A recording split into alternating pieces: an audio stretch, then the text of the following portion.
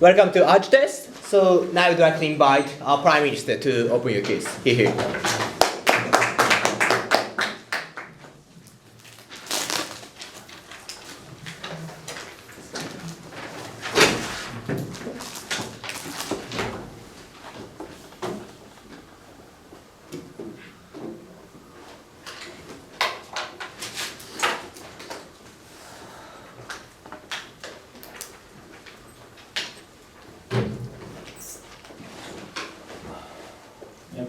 Yeah. Mr. Speaker, many states with welfare, such as United Kingdom, such as Germany, are facing a problem. People are not believing in the welfare state anymore. In fact, they want the removal of national insurance because they believe some people who live irresponsibly are freeloading the national insurance system. And when you lose the trust in the national insurance system and you have the threat of losing the entire system altogether, many more people will suffer. And we believe that the solution for regaining the trust in the national insurance system is to impose more premium for people who live unhealthily. So the aim today of the debate is how to regain the faith in the fairness of the national insurance system. And we will give you two arguments. One, why the welfare state is threatened by people who live unhealthily. And secondly, why is it fair to increase premiums of people who choose to live unhealthily. Now the policy today is that we'll have premiums included on different lifestyle choices that are healthy. So if you smoke, you may increase your premium by maybe 5%. If you eat fatty food as compared to healthy food, we will increase your premium also. If you drink soft drinks instead of green tea, we increase your premium. If you choose not to exercise, we will increase our premium. So the key is that we will have people recording how you eat and how you exercise, and all this will go into your premium. And also we'll give you education on how you can live healthily and how you can't, so that you have a free choice. We also give you access to healthy food and exercise facilities like treadmills for you to run and exercise, so that you can have a free choice. Now, first argument, any clarification? Oh no. Okay, so yes, clarification. So we think that unhealthy lifestyle choices become unhealthy when you do it excessive. Will the premium increase when you exercise it or when you excessively exercise it? Yeah, so we will give you education on what is the best limit or timing you should exercise per week, and you should do that based on your own understanding of your body. So if you're an athlete, right, you need to train 7 times a week, then do it. Right, we believe that people know, we have the objective definition of what is healthy and what is not, so that's not a problem. So why welfare state is threatened by a healthy lifestyle? Now we talk about national insurance, it's not private insurance. And the characteristic of national insurance is that everyone buys into it. Right, so everybody have no choice but to pay taxes to the government, and then the national insurance will cover everybody for all kinds of diseases, heart diseases, for like lung cancer. So for a lot of people who choose to live healthily, they live responsibly, right? They do not visit the hospital very often. But when they look around, they see that some people, or maybe one neighbor out of like 10, like every day just doesn't exercise and eat McDonald's every single day. And that person goes to the hospital like once every month to treat his cardiovascular disease or treat his lung cancer because he smoked.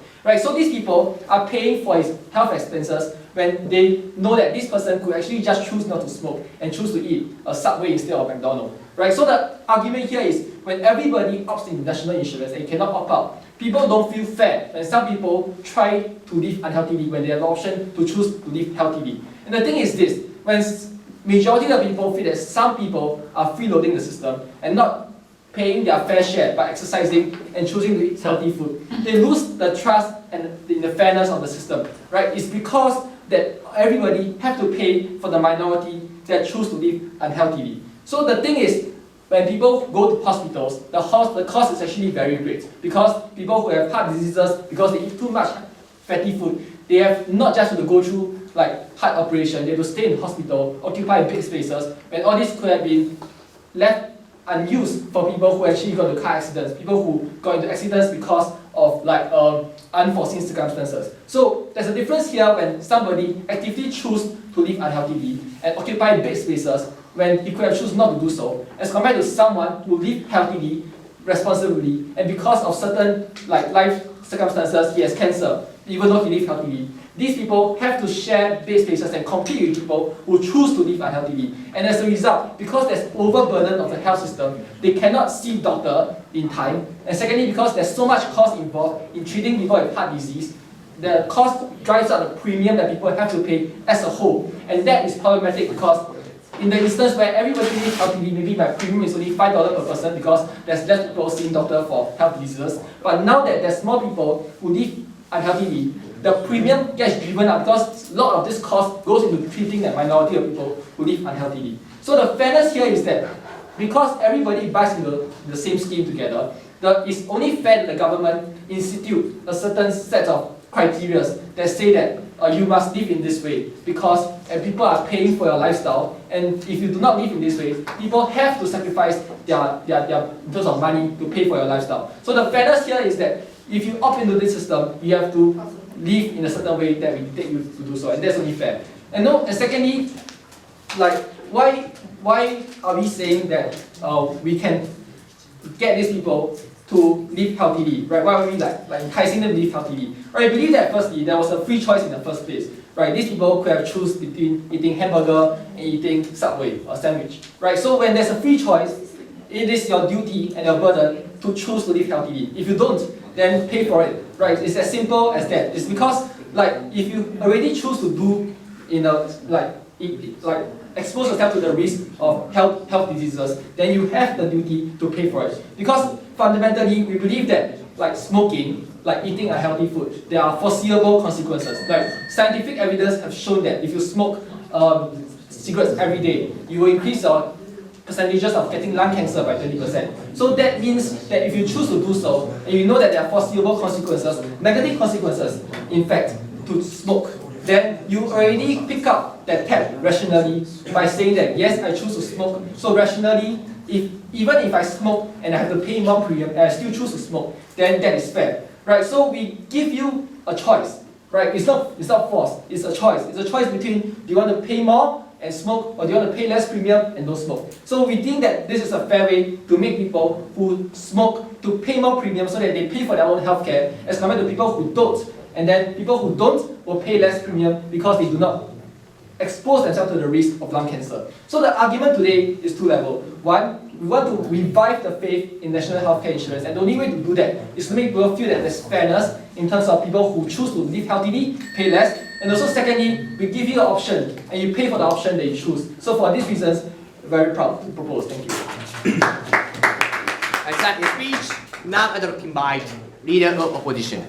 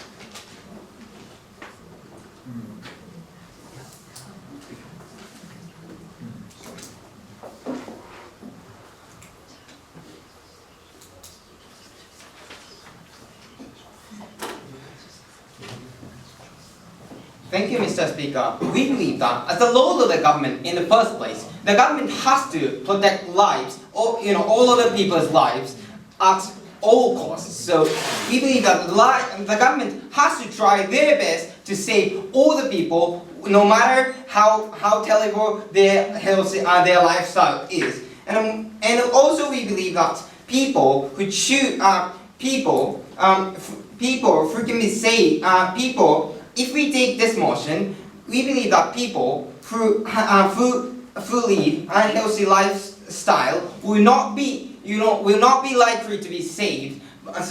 So we are really happy to stand on the opposition side. So today I have two arguments in my speech. Firstly, I want to talk about why people having unhealthy lifestyle factors need national insurance service, and also I want to talk about how they will suffer after taking this motion. And secondly, I want to talk about why the national insurance should not differentiate the amount of premiums by the lifestyle. But before that, one level to the other side. They say that this is a free choice. They can allow free choice for each person, but we believe that it's not a free choice. It's not a freedom anymore, because they say, the government says, if you choose an unhealthy lifestyle, if you eat, fatty food that you really like, then they say that you cannot get premiums that can save your life when you are facing the risk of death, right?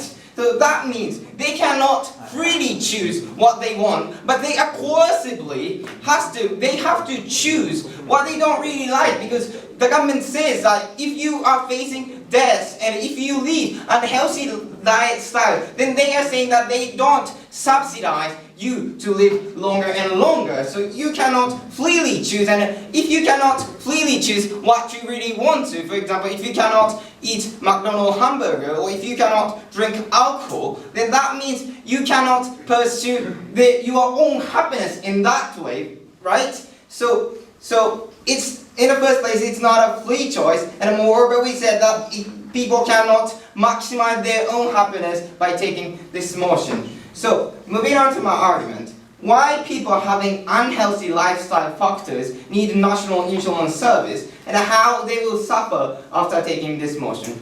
We believe that they cannot enter private insurance service because firstly, if you had unhealthy lifestyle factor, then those private insurance service would come to think that you have a more possibility that you would, that the private insurance companies have to, pay more in long term. Because if you, for example, smoke, at the government side there, you are more likely to have lung cancer. Then because those private insurance service know that if you are a smoker, that you are more likely to be, you are more likely to be a patient. And if you are a patient, those private insurance service have to pay a lot of money to those patients. So in the first place, those people who have unhealthy lifestyle factors are rejected by private insurance service, right? So firstly, people having unhealthy lifestyle factors need national insurance service simply because they cannot enter private insurance service, we believe. So from now on, I want to talk about how they will suffer after taking this motion. So if they cannot enter private insurance service, then all they can rely on is, of course, national insurance service. But in this case, if they lead unhealthy lifestyle, then they cannot get money, or their money will be cut off, and they cannot get enough treatment to cure their cancer or their diseases, right?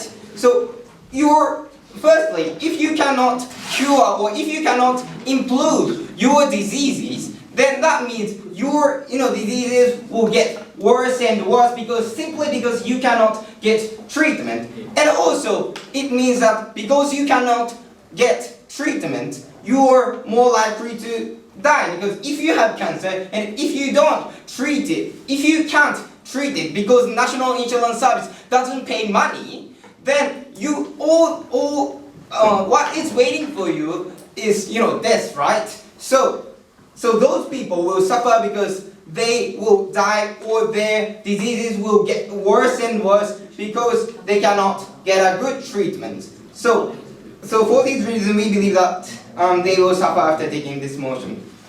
Thank you. So secondly, I want to talk about why the national insurance should not differentiate the amount of premiums by the lifestyle. We believe that the government should not treat the value of life differently. Moreover, we believe that the government has to try their best to save life at all costs. Here is an example. In the case of suicide, those people who try to commit suicide actually want to die, right? And even if they want to die, if the government detects that he is trying to die, then the government will actually stop. Like if you are, trying to suicide, and if you are, sent to the hospital, then the hospital or the government tries to cure or tries to help you from the suicide, right? So even if you try to kill yourself, but the government actually tries to save you, no matter how much you want to die, right?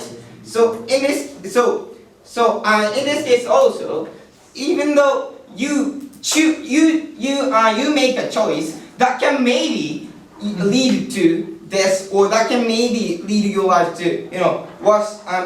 So in this case, it's applicable because even if you make a choice that can lead to death, such as tobacco or alcohol, the government has to have has a duty to save you, because as I have already told you, even if you try to die, the government has a duty to save all the people's lives equally, right? So from this perspective, we believe that the government has to save all people's lives at all costs, and for this reason we are happy to oppose this motion. Thank you. Thank you for the speech. Now I'd like to invite Deputy Prime Minister.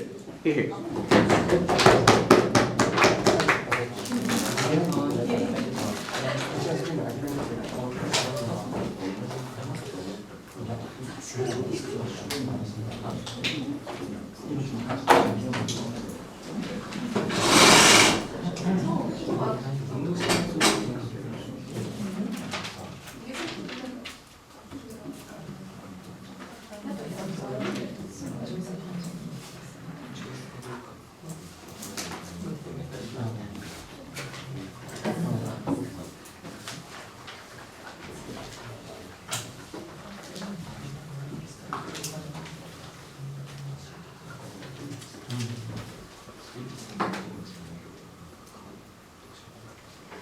Okay, apologies for the slight delay. We think there's some conceptual confusion on opposition as to what national insurance is, so let's restate that, right? What national insurance is, in most Western liberal democracies, certainly in Europe, is a form of contributing to socialised healthcare systems. Countries like the UK, Germany, Scandinavia, these sorts of places. In the UK, it's actually called national insurance, right? It's a tax that's taken progressively from your income to pay for these public services. The point is that everyone pays from what they earn, right? So if you earn nothing, it's still provided to you for free, right? At the same time, it doesn't take every sort of cent of your disposable income or your income in total away from you. We think disincentivizing lifestyles which have objectively provable bad consequences, like smoking, like eating massive amounts of McDonald's, like drinking alcohol to excess, is fundamentally a good thing. The point at which these things are, we all as humans, we don't want to have cirrhosis of the liver, we don't want to have like lung cancer or anything like that. We think it's a good thing to disincentivize that, and if that does mean that disposable income of people who do make these choices, whose consequences were after all perfectly foreseeable because the evidence is publicly available, we think that's absolutely fair enough, right?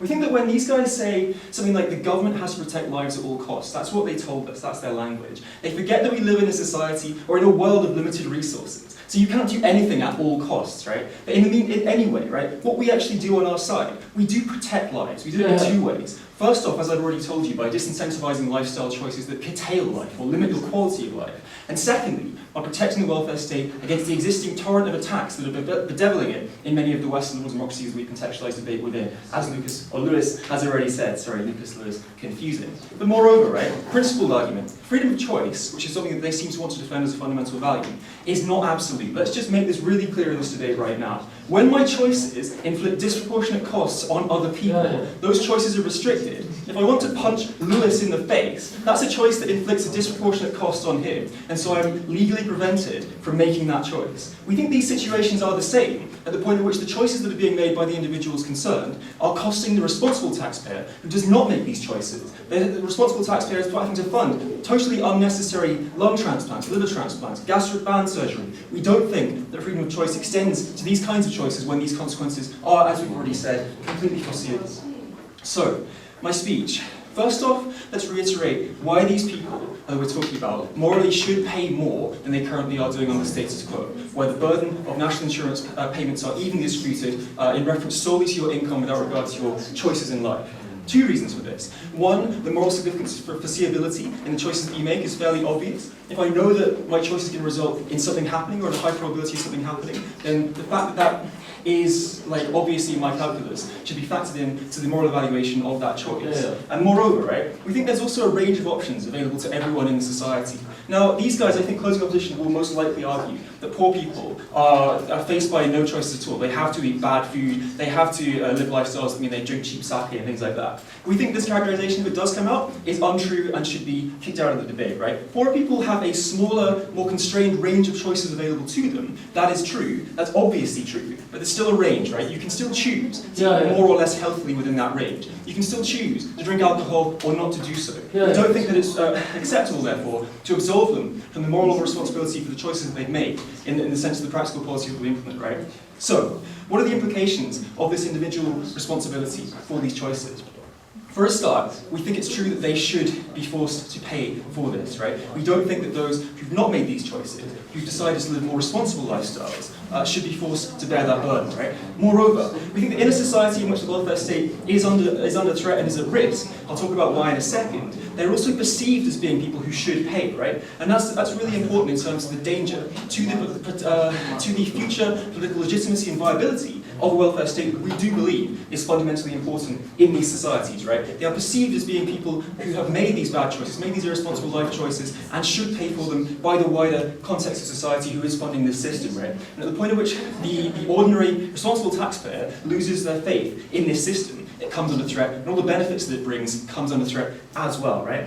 And finally, to reiterate, the fact that these people are individually responsible for these choices does not mean that under our policy, we'll hit them with all of the burden for their healthcare costs. We're just making sure that they pay a fairer share than they currently are to them on a spectrum which currently doesn't exist because your national insurance burden as an individual is currently sensitive only to income and not to the choices that you make as an individual. So, let's talk about why there is a risk to the welfare state. Well, the impact of these unhealthy lifestyle factors and choices that we've talked about on the welfare state is very, very obvious. That political legitimacy deficits and risks I talked about just a moment ago, the economic cost as well deserves to be restated. If you look at the NHS in the UK, for example, the amount of our budget, and it's an ever-increasing welfare burden in society, Japan can relate to this, an aging population, I'm sure you understand.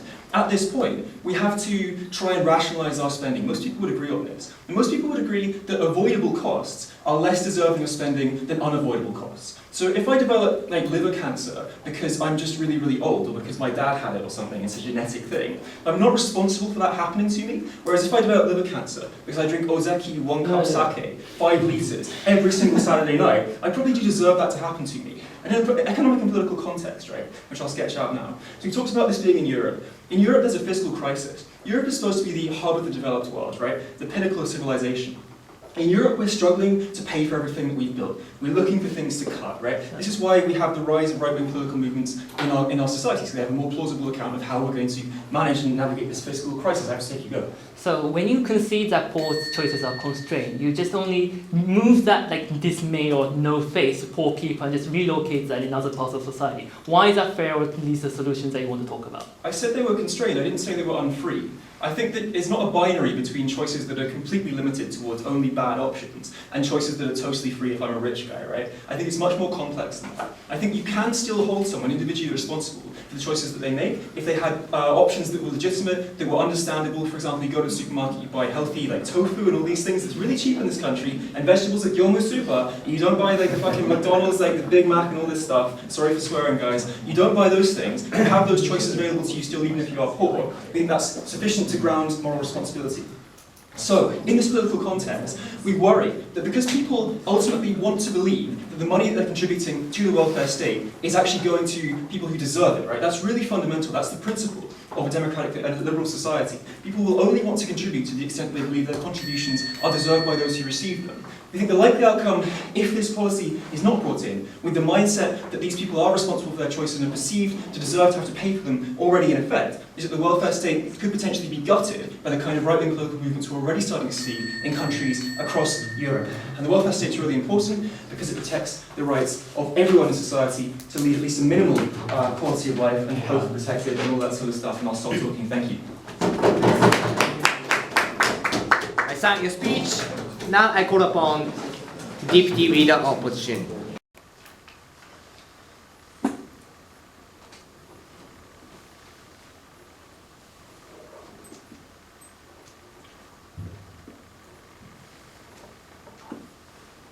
Okay, so in this motion, the proposition side wants to protect the people who feel unfair about how the people who have unhealthy lifestyles are not paying as much as they should. Compared to the opposition, we want to protect the people whose lives are on the line, who need the national insurance in order to sustain their lives. And under that circumstance, we believe that the actor we're protecting on the opposition far outweighs the people who feel unfair on the proposition. And based on that, we are proud to oppose. Now, I'd like to do three things today. First of all, I would like to talk about why the people who feel unfair on the proposition side is not the victim in this case. And number two, while the lifestyle choices are not entirely free choices of the people who choose to have these lifestyles contrary to what the proposition has said. And number three, I would like to extend my partner's argument about why the national insurance should not differentiate the amount of premiums by their lifestyles.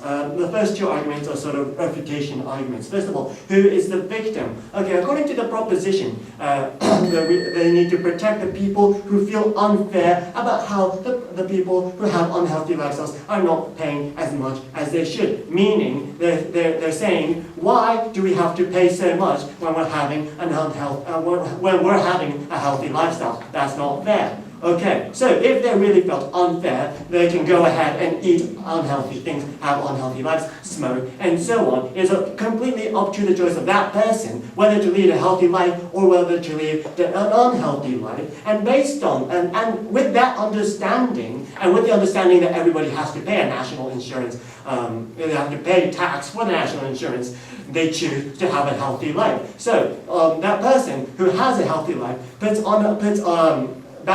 compares between having an unhealthy life or benefiting from the national insurance system. And when that person determines that living a healthy life is better for that person than having a terrible life on purpose and benefiting from the national insurance, then that person can have a healthy life. Nobody is forcing that person to have an unhealthy life and have a healthy life. So under that circumstance, it's not unfair because that person has chosen to take the path of having a healthy lifestyle. Number two, the proposition has said that the lifestyle choices are a free choice because you can choose to buy tofu for a cheap price and so on. But I would like to, they've just thrown one example that only applies to certain areas of Tokyo, let's say. So I would like to show you with mechanism why poor people, which my partner has given you, are restricted of choices to have healthy lifestyles.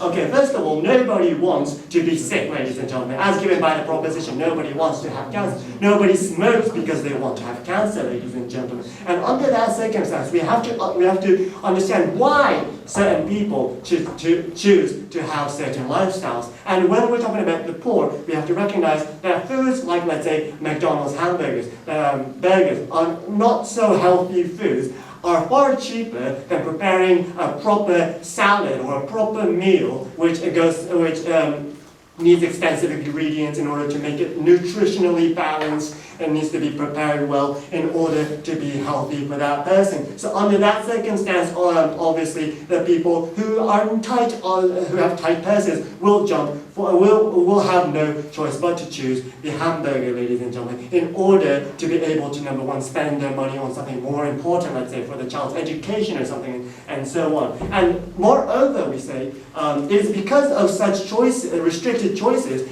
that the amount of choices that person can choose decreases. Why is that, ladies and gentlemen? Because if let's say people in a poor community choose to go to a burger shop instead of going to all organic grocery that is expensive, obviously the people who provide those healthy foods are going to say there is not much demand in that community we can't sell healthy food in such areas. So obviously, naturally, such providers of healthy food will pull out from that community meeting, and people who would have otherwise bought healthy food from that shop can no longer buy it, ladies and gentlemen. So the fact that they're living in such an environment restricts their choices, ladies and gentlemen. So you've got a negative cycle of poor people not being able to buy healthy foods, and also them being restricted more and more of healthy choices, ladies and gentlemen. Yes, we can see that for some people it is completely free choice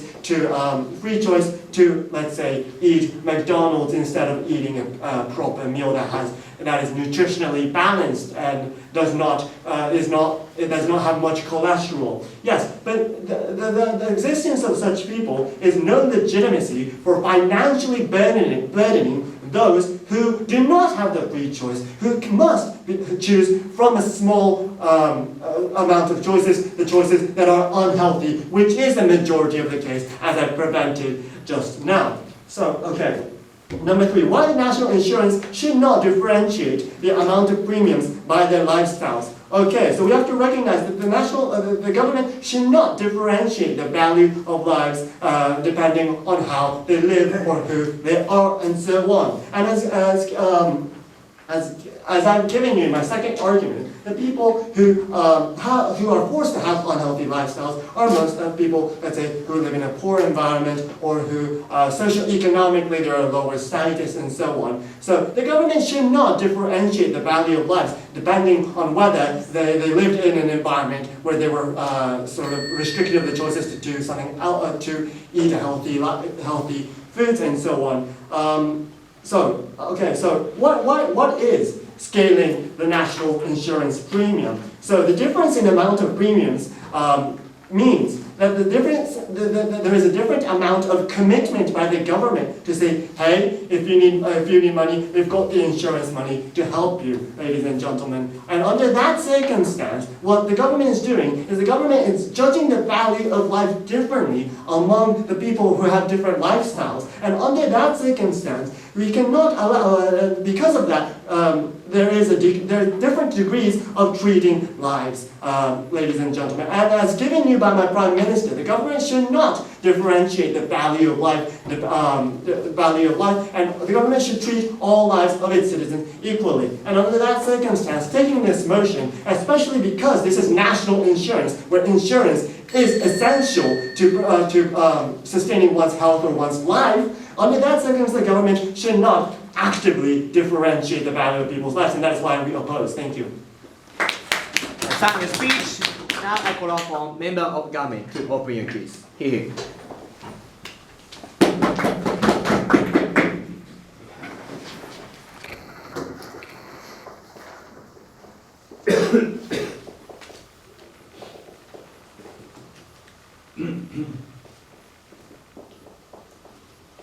Thank you, Mr. Speaker. The deadlock that has never been really resolved by the opening half of the debate is it really a choice to have this lifestyle, or is it due to the personally things that are poor, living in poor family, or living in a family that prefers McDonald's food, or that sort of thing, right? But we think that it's a really important premise of this debate for the government side to have. It's a choice of people to take this kind of lifestyle. So I would like to further analyze the characterization of this lifestyle and who takes this kind of lifestyle and why the government should actively disincentivize those kind of choice.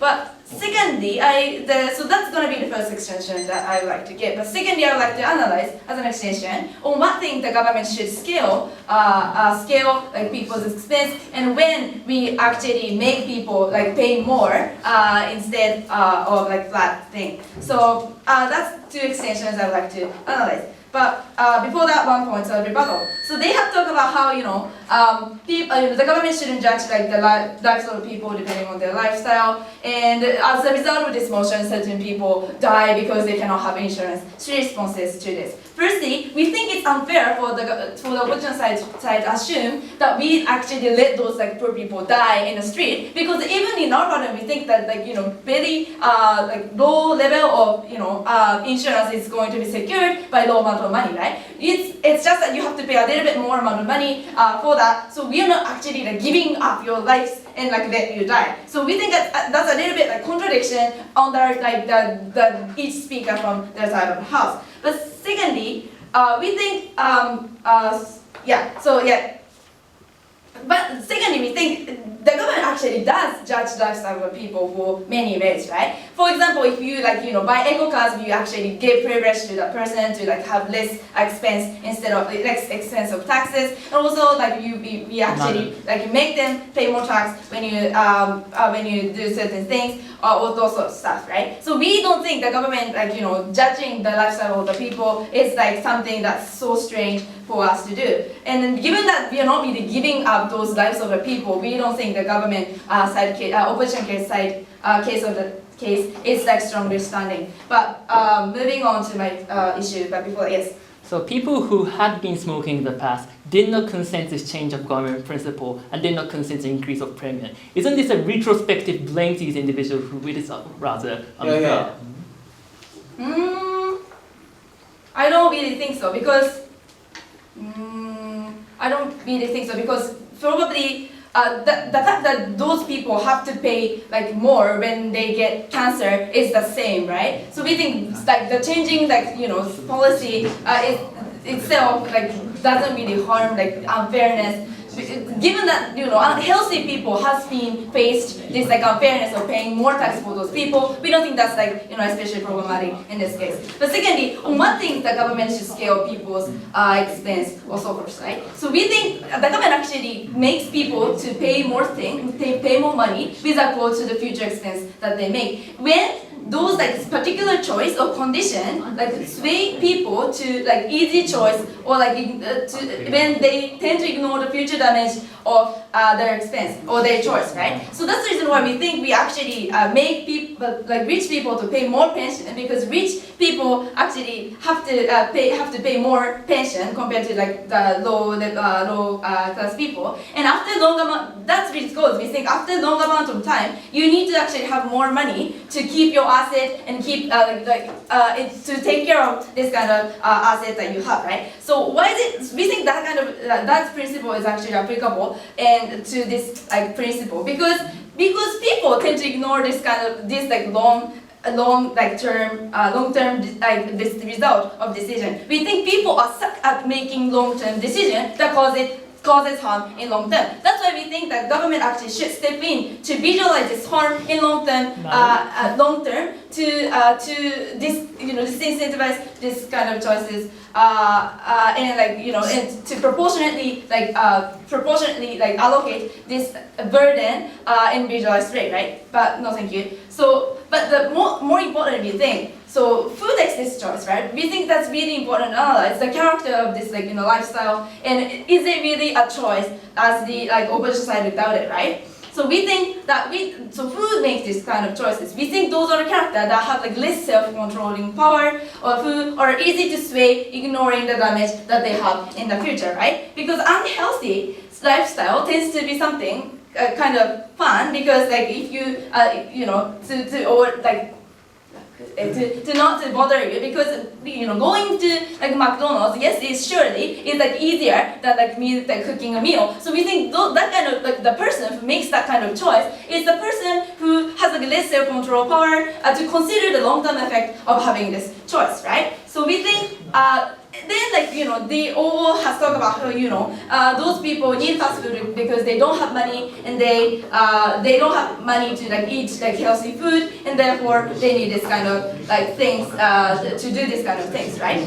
But we don't really believe this is true in the first place. McDonald's is kind of expensive, and if you keep eating it to the extent that it causes damage to your body, we think it's a little bit expensive for you to actually keep eating it. And then we think actually it's more cheaper for you to cook meal and buy materials locally and then cook. But that makes a little bit a lot more cheaper than to keep eating McDonald's. So we think on this point, we think there are surely those people are more lazy people who are bothered to cook and so forth. But moreover, we think if those people actually we as a government give actually information for those people to make proper choice through education, like the United States has been doing. So we think those people know the fact that they actually going to take, they are taking that decisions in long term, but they decide to do so, right? But secondly, if they are so poor, right? If they're so poor and going to like poor family that cannot like have to have like McDonald's, 5 times a week, we think we are basically like okay to give like welfare service for those people in order to ensure this choice, because this welfare service, yes, it's surely based on the fact that those people are personally like having this like difficult condition. We are okay to actually to solve this kind of condition for those people, but what we have to do is to actually disincentivize those people to have this choice by putting more expense that they are supposed to pay. That's the reason why we propose. I thank your speech. Now I call upon member of opposition. Here.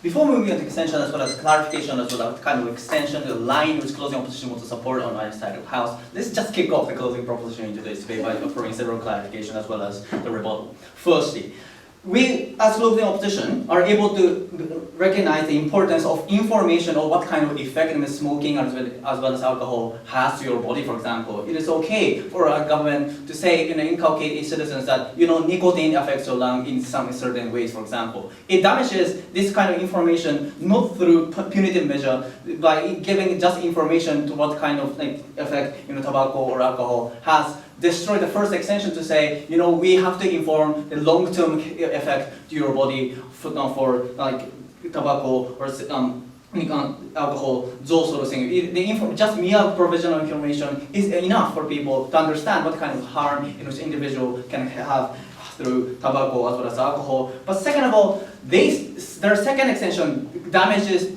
the fundamental principle of fundamental national health insurance to be stand. Because they said, because people do not choose to be healthy, that's self-responsibility. But in order for national healthcare services to fully function, if they have to say, regardless of the choices, because you are suffering, we have to say, we as a state would offer a benefit. If you said it is a self-responsibility by individual, it inherently damages the very concept of national healthcare system. So that's damaging on their side of the house. So the reason why OG wants to preserve the national healthcare system is because they said the system respected minimum standard of living of individual. So their goal would collapse when this policy tarnishes the individual minimum standard of living in a firstly disproportionate manner, and furthermore damages the most vulnerable individual that we are both identified as the most relevant stakeholder in today's debate. So I'm going to provide two key extensions as closing opposition. First, I'm going to talk about why this policy disproportionately influences the individual choices and why it's damaging. Second, I'm going to talk about the insurance which secures the minimum standard of living. We think this policy is exceedingly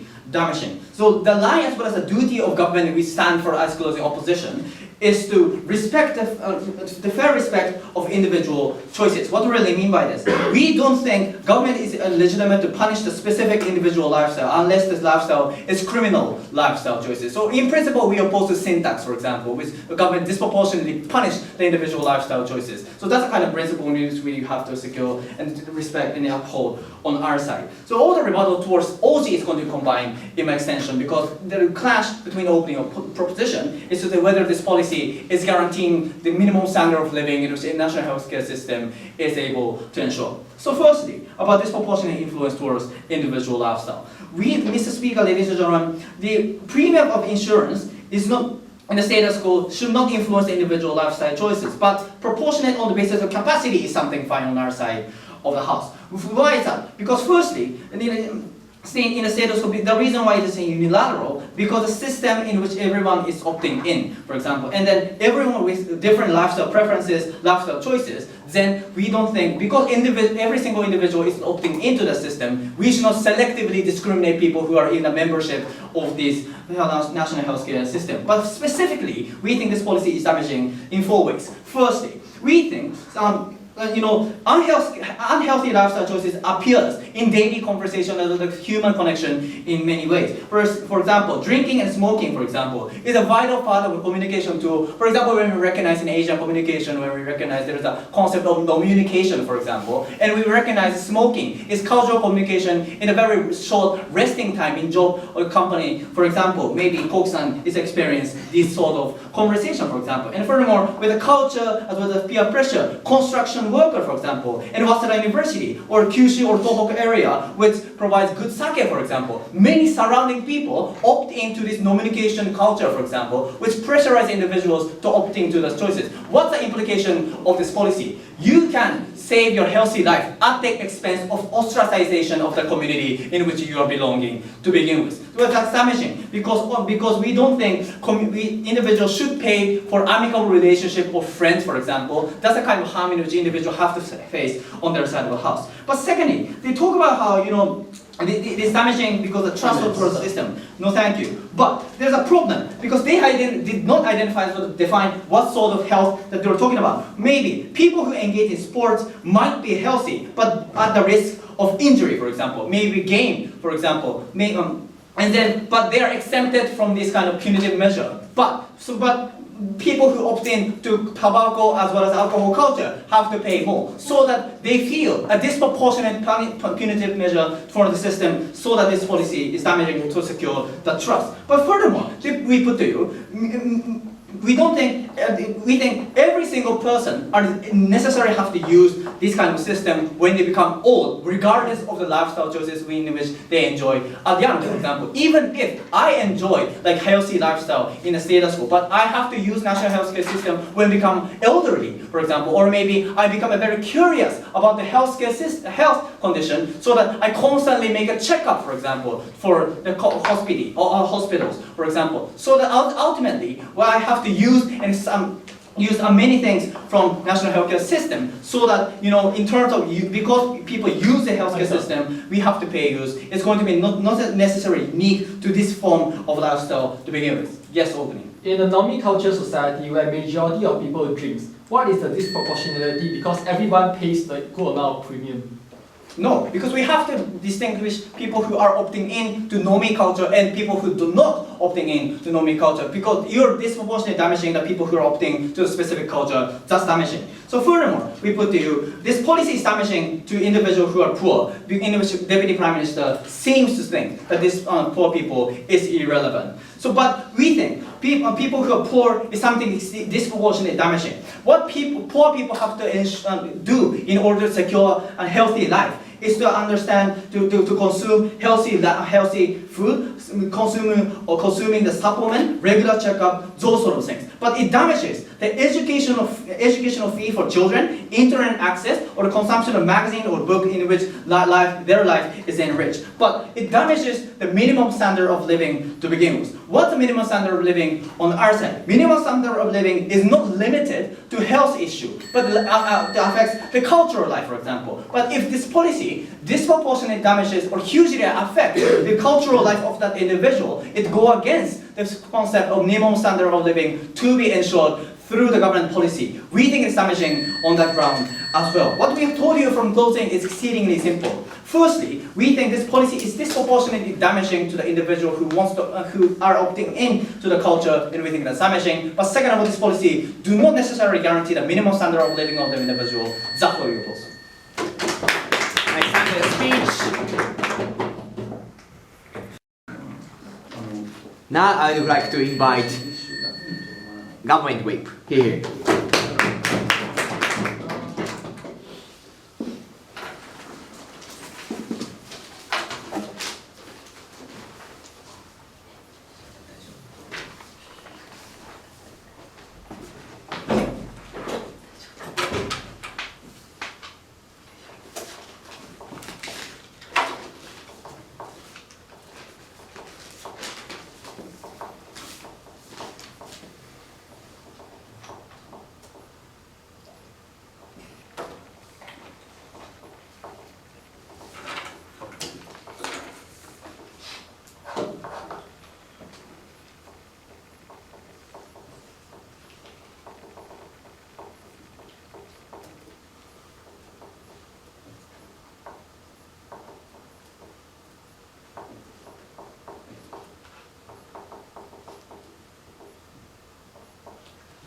Ladies and gentlemen, Mr. Speaker, we are not simply kicked out in this debate. We are really saying, and it's almost same line with the opening government, that it is unfair if those unrelated people, those who are not relevant to certain diseases, should not pay additional cost to those who cause the disease.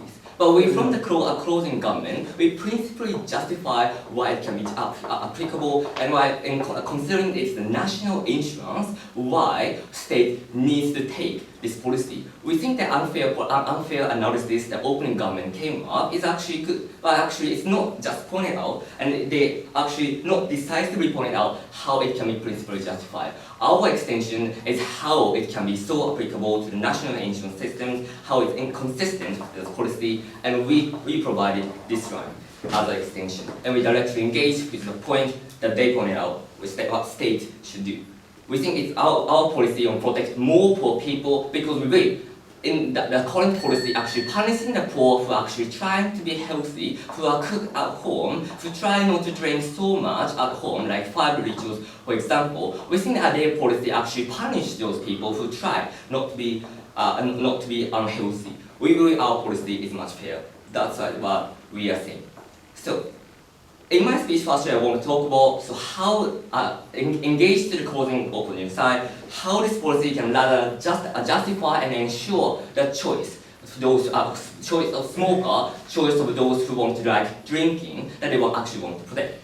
And secondly, I want to explain what is national insurance policy in the first place, main extension from the outside, and how additional costs that state or additional state expenses should be always required and now always required to be paid by those who need more. So my first, all about integrity. So my first point, Fujita-san pointed out there is a great culture of non-medication, for example. We actually support that. We actually support no Koki-san who like to smoke. But actually, our current context is that those people who smoke more, those who drink alcohol more, actually socially stigmatized by our society by saying they actually need more.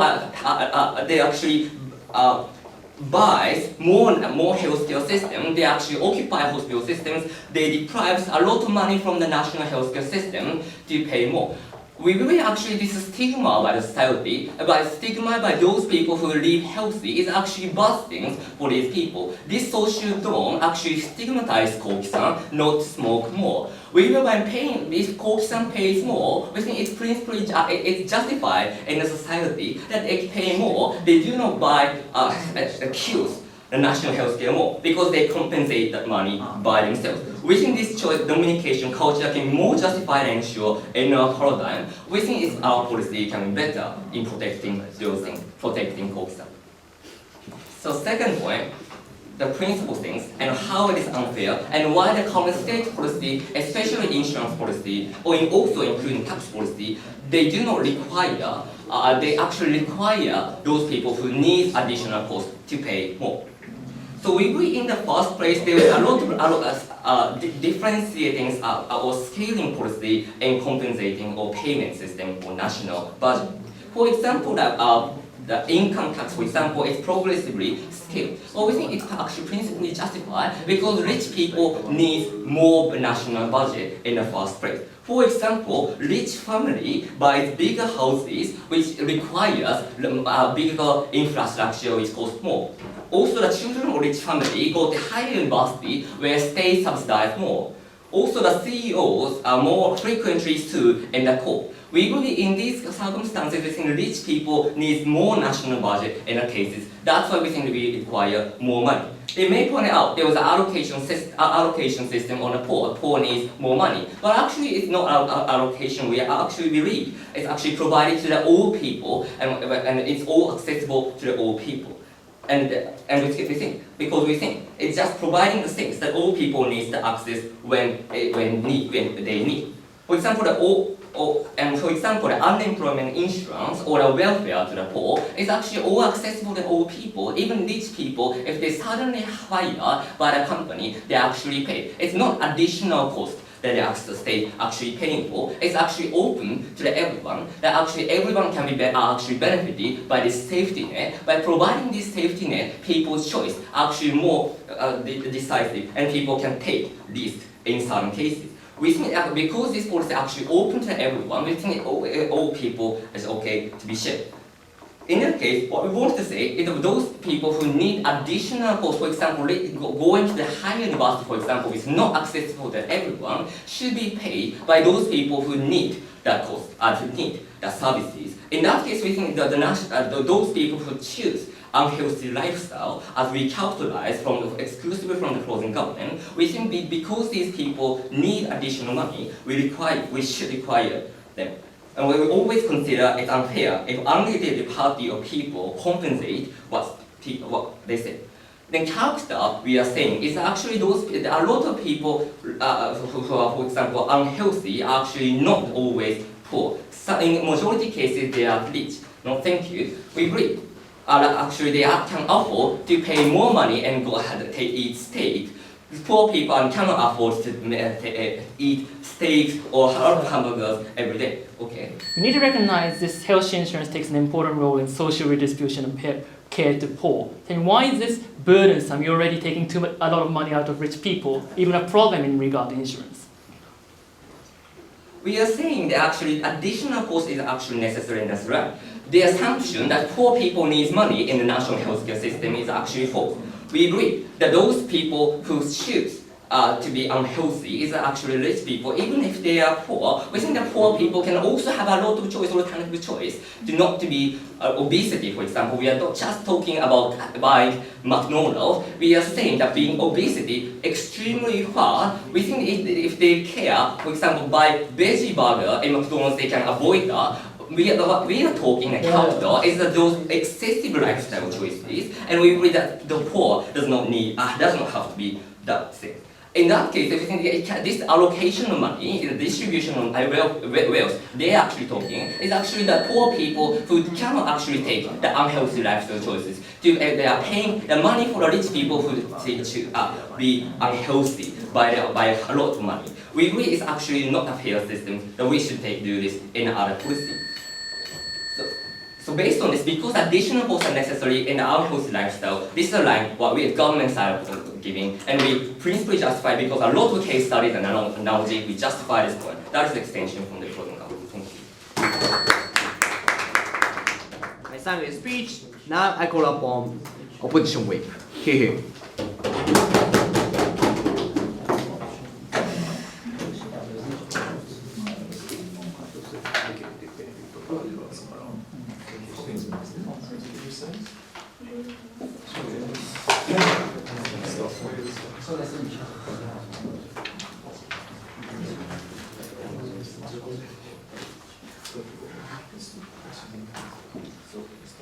Ladies and gentlemen, people don't live to be healthy. Health exists for people to pursue happiness, and national health insurance exists for people to do what they want. And it's that when they say that there's a good lifestyle in a liberal society, there is an arbitrary imposition of values saying one life is important, another is not. We clearly told you from closing opposition is to redefine the understanding of what a minimum basic of living is, that it should be included and respected in the national health insurance, and the role of the national health insurance, that is to respect the poor people. While opposition option talked about how the jeopardy of the poor would increase, we told you why that was the priority of a national health insurance. In a capitalistic society that is numerous monetary poor, why the national health insurance has a role to prioritize or focus on certain individuals in that huge monetary poor where money goes to someone, another's not. And then we told you that the specific actors it has to protect was the vulnerable people in society, and necessarily those people who are going to zero their side of the house with neglect on their side of the house. I'm going to look at three things. Firstly, I'm going to look at what is the minimum basic standard of living. Second, is this policy fair? Thirdly, what is the true role of national health insurance? Two rebuttals before I go on with that. First, government talks about how this policy does not lead to ostracization, that they say that it's going to be fair to the extent that, you pay it and these people are going to respect that. That they sort of say that they're going to alleviate the stigma upon unhealthy lifestyle choices. It is contradictory to the purpose that they have to make people healthy after all, because they remove the stigma to unhealthy lifestyle choices. But more importantly, what we recognize is that the understanding is different. Then in a culture of like non-medication, or a culture where drinking is casual, these people don't really care about that sort of perspective that they have, that the state should take care of responsibility, like you should pay for that, things like that. That's a new understanding of principles that the state provided now, and a not previous understanding of people living in that non-medication culture after all. Then we say when people are inhibited or sort of made to refrain from that, especially the poor people who have to concern about this increase of premium, would we have to be ostracized because those sort of old people who with money doing that non-medication culture would not care about the standards of those poor people, and would only see the people as being like not really opting into that culture, and that is and we wouldn't want to call that self-responsibility for the vulnerability that they have. Second, they talk about how they only talk about excessive use and they only include rich people, things like that. But to the extent that they don't deny the existence of poor people, it will be still unfair and an excessive burden on them. But what we further argue here is that poor people are actors that use these sort of things excessively. Because you know that's unhealthy, but you still use it and become addicted. There's a reason that you had to release your stress, and that stress would only exist because the current living of your society is bad after all. People who is a huge, stronger burden in living in society are the poor, vulnerable people after all. That they are sort of stigmatized in society, that they have to do hard work or those sort of things, that they have to release their stress in something unhealthy. That's why we think that in logical understanding, the excessive use is more likely to be in the poor context, and why we think their analysis is rather wrong, and still the imposition of burden is wrong on this other house. So let's go on.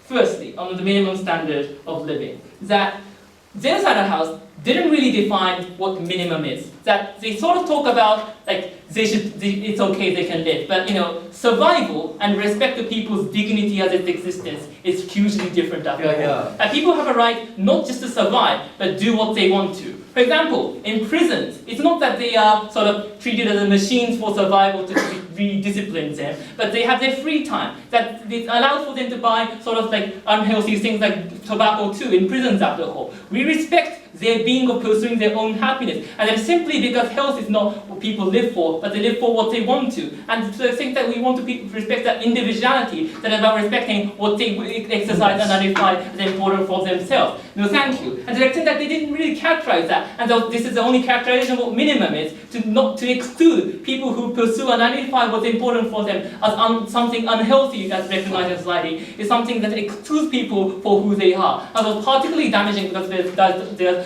diverse forms of individuals in society that states cannot define. And to the extent that you exclude that, the state is not fulfilling the role of respecting everyone, which also opening government agrees to.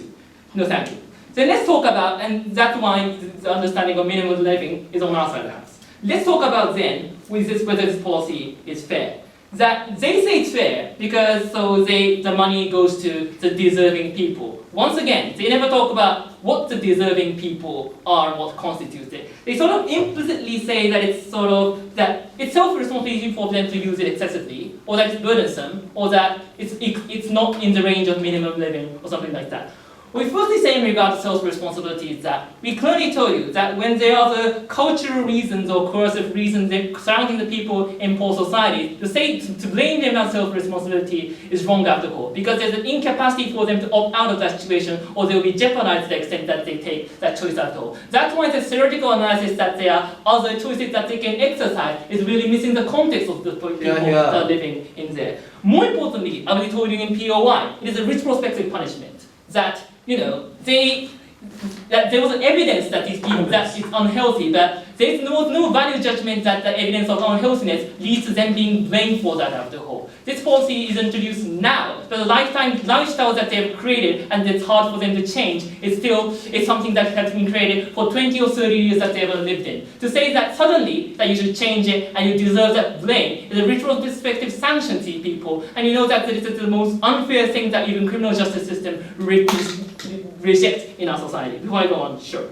Okay, you're giving way too much weight to culture and community in terms of decision structures, but moreover, look at the broader communal context, right? I told you, people are losing trust in the welfare state because they fear that they subsidize irresponsible lifestyles, right?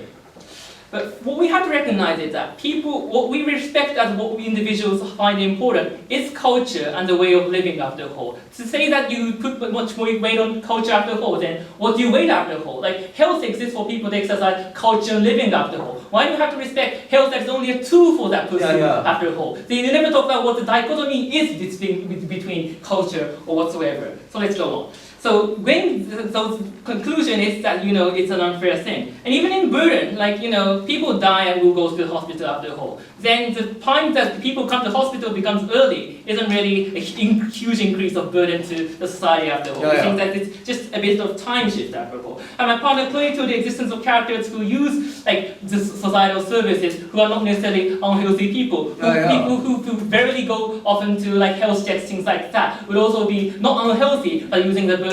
Then this sort of apparent sort of lifestyle burden would not be a reason for that. Lastly, stigma. So stigma can be increased by state policy or economics, things like that. They never told us why national health insurance has a role of fulfilling the burden of alleviating the stigma after all. It's rather they reposition the stigma to vulnerable people who are poor people whose stigma should not, whose national health insurance has a role of respecting that after all. So the conclusion is simple. Respect should go to poor people, but you rather shift that hate those individuals, burden those individuals, but national health insurance has a role to respect those people. This policy is just doing the opposite. Time the speech, all speech has been over.